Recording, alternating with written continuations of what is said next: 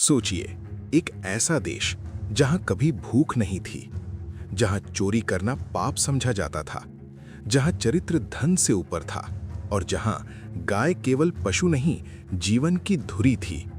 ये कोई कल्पना नहीं है, ये वही भारत है जिसे देखने के बाद एक विदेशी शासक ने खुद स्वीकार किया कि जब तक इस देश की आत्मा को नहीं तोड़ा जाएगा, तब तक इस देश को गुलाम बनाना असंभव है। और उस आत्मा का नाम था भारत की संस्कृति, भारत की शिक्षा, भारत की कृषि और उसका मूल आधार गौ आधारित जीवन व्यवस्था। आज हम 21वीं सदी में खड़े होकर जब पीछे देखते हैं तो सवाल उठता है, क्या सच में वही हुआ जिसकी साजिश 1835 में रची गई थी? क्या भारत की रीढ़ तोड़ी गई? क्या हम धीरे धीरे अपनी ही जड़ों से काट दिए गए? 1857 की क्रांति से लेकर 1966 की गोलियों से छलनी संतों तक और आज सड़कों पर प्लास्टिक खाते गौवंश तक। ये केवल इतिहास नहीं है, ये एक अधूरी लड़ाई की कहानी है। ये कहानी है वादों की, वादा खिलाफी की, आस्था की, संघर्ष की और अब एक निर्णायक जन अभियान की। ये कोई भाषण नहीं, ये कोई आरोप पत्र नहीं, ये एक साक्ष्य है कि जब जब भारत ने गौ को छोड़ा, तब तब भारत ने खुद को कमजोर किया। अब सवाल सिर्फ ये नहीं है कि गौ माता के साथ क्या हुआ, सवाल ये है कि अब हम क्या करेंगे। लॉर्ड मैकॉले का आगमन 2 फरवरी 1835 को ब्रिटेन की संसद में मैकॉले के भारत के प्रति विचार और योजना। मैकॉले के शब्दों में, मैं भारत में काफी घुमा हूं, दाएं बाएं इधर उधर मैंने ये देश छान मारा और मुझे एक भी व्यक्ति ऐसा नहीं दिखाई दिया जो भिखारी हो, जो चोर हो। इस देश में मैंने इतनी धन दौलत देखी है, इतने ऊंचे चारित्रिक आदर्श देखे हैं और इतने गुणवान मनुष्य देखे हैं कि मैं नहीं समझता कि हम कभी भी इस देश को जीत पाएंगे जब तक इसकी रीढ़ की हड्डी को नहीं तोड़ देते, जो इसकी आध्यात्मिक और सांस्कृतिक विरासत है और उसका मूल आधार गौ आधारित शिक्षा, गौ आधारित कृषि और गौ आधारित जीवन शैली। इसलिए मैं ये प्रस्ताव रखता हूं कि हम भारत की पुरातन शिक्षा व्यवस्था, संस्कृति और गौ आधारित जीवन शैली को बदल डालें। अगर भारतीय ये सोचने लग जाएं कि जो भी विदेशी और अंग्रेजी है वो अच्छा है और उनकी अपनी चीजों से बेहतर हैं, तो वे अपने आत्म गौरव, आत्मसम्मान और अपनी ही संस्कृति को भुलाने लगेंगे और वैसे बन जाएंगे जैसा हम चाहते हैं, एक पूर्ण रूप से गुलाम भारत। अंग्रेज द्वारा भारत पर सत्ता। अंग्रेजों ने भारत में प्रशासन की शुरुआत 1757 में प्लास के युद्ध के बाद ईस्ट इंडिया कंपनी के जरिए की, जिसने राजनीतिक सत्ता हासिल की। 1857 मंगल पांडे जाति से ब्राह्मण थे, अंग्रेजों की फौज में सैनिक थे। एक दिन मार्ग से निकलते हुए प्यास लगी, खूब चले लेकिन कोई कुआं नहीं दिखा। अचानक एक बहन कुएं पर पानी भरती दिखी। उस बहन ने मंगल पांडे की ओर देखकर मुंह फेर लिया। तब मंगल पांडे जी ने पूछा, बहन, मैं आपसे कुछ कह रहा हूं, मुझे पानी पिला दो। उस बहन ने स्पष्ट मना किया कि हम आपको पानी नहीं पिला सकते। मंगल पांडे ने पूछा, आखिर क्यों? मैं जाति से ब्राह्मण हूं, स्नान पूजा पाठ करके आया हूं और आप हमें पानी देने से मना कर रहे हैं, आखिर कारण क्या है? तब उस बहन ने कहा कि आप जिन अंग्रेजों की फौज में कार्य करते हैं, वहां बंदूक की गोली का कारतूस बनाने के लिए गौ माता की चर्बी का प्रयोग करते हैं। आप मुंह से कारतूस निकालते हैं, आपका धर्म भ्रष्ट हो चुका है। इतना सुनते ही मंगल पांडे की प्यास बुझ गई। उसी समय मंगल पांडे आर्मी कैंप में गए और लेफ्टिनेंट ह्यूम और कर्नल बम दोनों को गोली से छलनी कर दिया। उसी दिन से शुरू हुआ 1857 की क्रांति का उठाव। मंगल पांडे ने गौ की चर्बी लगे कारतूस के इस्तेमाल के खिलाफ विद्रोह किया। उनके इस कार्य ने मारो फिरंगी को नारे के साथ 1857 के विद्रोह की चिंगारी भड़का दी। 1945 आजादी से पूर्व लोगों को आश्वासन। महात्मा गांधी गाय को भारतीय संस्कृति का अभिन्न अंग बताते थे और सरदार पटेल गाय को भारतीय संस्कृति का अभिन्न अंग मानते थे। दोनों ने गौ रक्षा को स्वतंत्रता संग्राम से जोड़कर जन भावनाओं को जगाया था। उनका मुख्य जोर ब्रिटिश हुकूमत से मुक्ति पर था। इस हेतु गौ रक्षा उनकी विचारधारा का केंद्रीय हिस्सा थी, जो जन समर्थन जुटाने में मदद करती थी। गांधी जी कहा करते थे कि गौ रक्षा का विचार आज़ादी से भी महत्वपूर्ण है। पटेल तो गौ रक्षा के अंतः से कट्टर समर्थक थे। जन जागरण। उन्होंने गौ रक्षा के मुद्दे को स्वतंत्रता संग्राम से जोड़ा जिससे लोगों में एकता और राष्ट्रवाद की भावना बढ़ी। गौ हत्यारी ब्रिटिश हुकूमत के विरोध का भाव बढ़ा। 1945 तक भारत की आज़ादी की लड़ाई अपने चरम पर थी। इस दौरान गांधी जी और पटेल दोनों ही ब्रिटिश शासन से मुक्ति के लिए विभिन्न तरीकों से जन समर्थन जुटा रहे थे। गौ रक्षा की भावना ने उस समय के राष्ट्रवादी आंदोलन को एक धार्मिक और सांस्कृतिक आधार प्रदान किया, जिससे हिंदू जनता का जुड़ाव और मजबूत हुआ और वे आज़ादी की लड़ाई में अधिक उत्साह से शामिल हुए। 1947 देश आज़ाद हुआ। ब्रिटिश भारत में मुसलमानों को गाय की बलि देने की अनुमति थी, हालांकि हिंदू तब भी गाय की पूजा करते थे। भारत के स्वतंत्र होने के तुरंत बाद इसमें आंशिक बदलाव आया। पूरे देश में गौ हत्या बंदी नहीं हुई, पर कुछ राज्यों में गौ हत्या पर प्रतिबंध लगाने वाले कानून बनाए। हालांकि ये भी सच है कि गांधी और नेहरू ने इस तरह के कानून का कड़ा विरोध किया था। हालांकि महात्मा गांधी एक हिंदू के रूप में गायों की रक्षा करना अपना कर्तव्य मानते थे। उनका मानना था कि मुसलमानों को स्वेच्छा से गौमांस छोड़ने के लिए राजी करना चाहिए। यही उनकी सबसे बड़ी भूल रही और नेहरू ने गौ रक्षा आंदोलन के बारे में कभी सोचा ही नहीं। और एक बार तो उन्होंने जिन्ना से वादा भी किया था कि उनकी सरकार गायों के वध पर प्रतिबंध नहीं लगाएगी। अभिनव चंद्र चूड़ ने अपनी किताब में इंडियाज स्ट्रगल फॉर फ्रीडम के वॉल्यूम 3 के हवाले से नेहरू के एक पत्र का जिक्र किया, जो उन्होंने 6 अप्रैल 1938 को मोहम्मद अली जिन्ना को लिखा था। पत्र में नेहरू ने लिखा, जहां तक गौ हत्या का सवाल है, कांग्रेस के खिलाफ काफी गलत और बेबुनियाद प्रचार किया गया है, जिसमें कहा गया है कि कांग्रेस इस मामले में मुसलमानों के स्थापित अधिकारों को प्रतिबंधित करने के लिए कानून बनाकर इसे जबरन रोकने जा रही है। कांग्रेस इस मामले में मुसलमानों के स्थापित अधिकारों को प्रतिबंधित करने के लिए कोई विधायी कार्यवाही नहीं करना चाहती। अंत में ये निर्णय लिया गया, गौ हत्या रोकने के लिए कांग्रेस नहीं बनाएगी कानून। जिन्ना को खत लिख नेहरू ने दिलाया था भरोसा। बॉम्बे हाईकोर्ट के वकील ने अभिनव चंद्र चूड़ ने अपनी किताब Republic of religion, the rise and fall of colonial secularism in India में नेहरू के एक पत्र का जिक्र किया, जिसमें उन्होंने जिन्ना से गायों के वध पर प्रतिबंध न लगाने का वादा किया है। गौ हत्या के खिलाफ कानून नहीं चाहते थे गांधी। जुलाई 1947 यानी आज़ादी से 1 महीने पहले गांधी और अन्य नेताओं को भारत में गौ हत्या पर प्रतिबंध लगाने वाले कई टेलीग्राम और पत्र मिलने लगे। 19 जुलाई 1947 को महात्मा गांधी ने एक भाषण दिया, जिसमें उन्होंने कहा कि वो नेहरू या सरदार को भारत में गौ हत्या पर रोक लगाने वाला कानून बनाने के लिए नहीं मनाएंगे। उन्होंने दोहराया कि गायों को कम दाना देकर, बैलों से भारी बोझ उठवाकर और गायों को बूचड़खानों में बेचकर खुद हिंदू ही गौ हत्या के लिए जिम्मेदार हैं। उन्होंने कहा कि जवाहरलाल नेहरू या सरदार कोई भी कानून नहीं बना सकते जो गौ हत्या को रोक सके। गांधी जी और नेहरू जी ने आज़ाद भारत में गौ हत्या पर पूर्ण प्रतिबंध इसलिए नहीं लगाया क्योंकि गांधी जी का मानना था कि इससे मुस्लिम और ईसाई वोट कम होंगे। गौ हत्या बंदी कानून से ज्यादा शिक्षा और धार्मिक सद्भाव महत्वपूर्ण है और किसी पर जबरदस्ती थोपना गलत है, जो उनके लिए संकल्प के विरुद्ध था। स्पष्ट कहें तो ये उनके द्वारा की गई वादा खिलाफी थी। 1966 गौ रक्षा आंदोलन। 1966 का मुख्य आंदोलन भारत में गौ रक्षा आंदोलन था।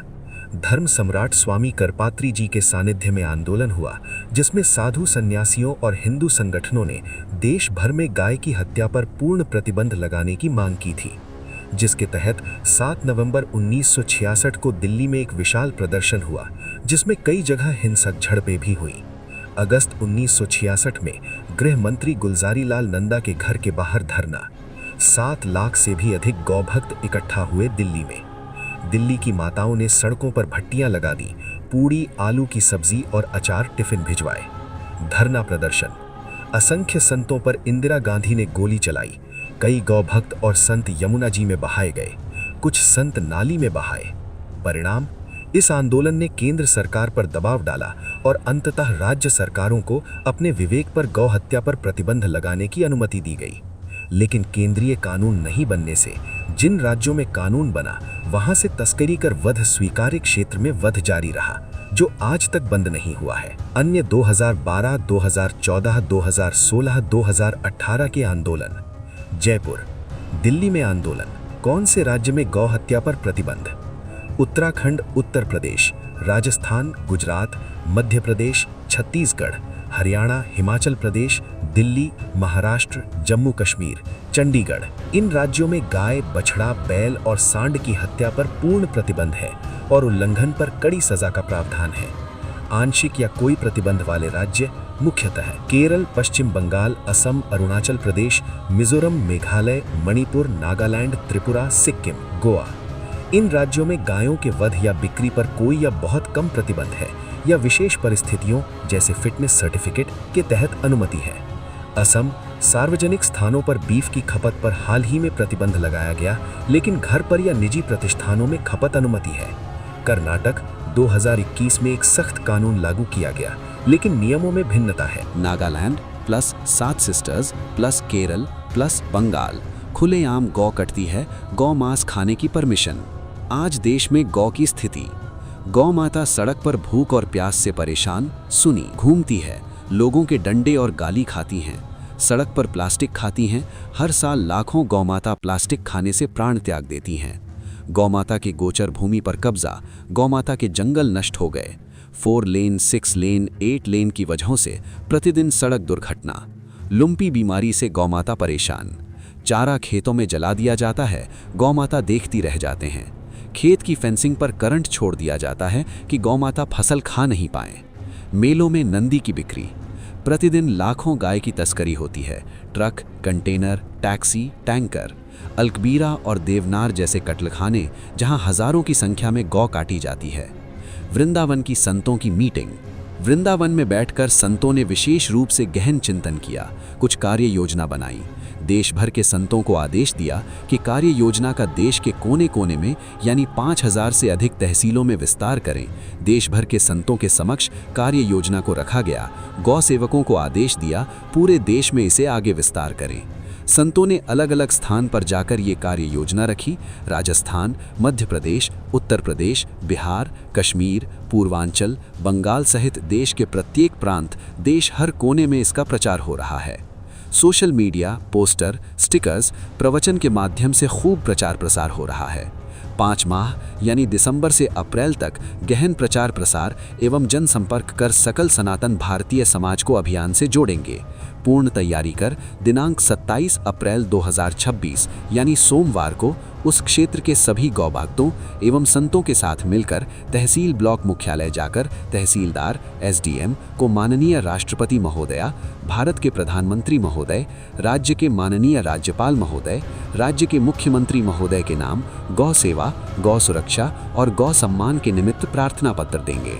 इसके पश्चात 2.5 माह यानी मई, जून, जुलाई तक शासन से सकारात्मक संवाद करते हुए प्रतीक्षा करेंगे।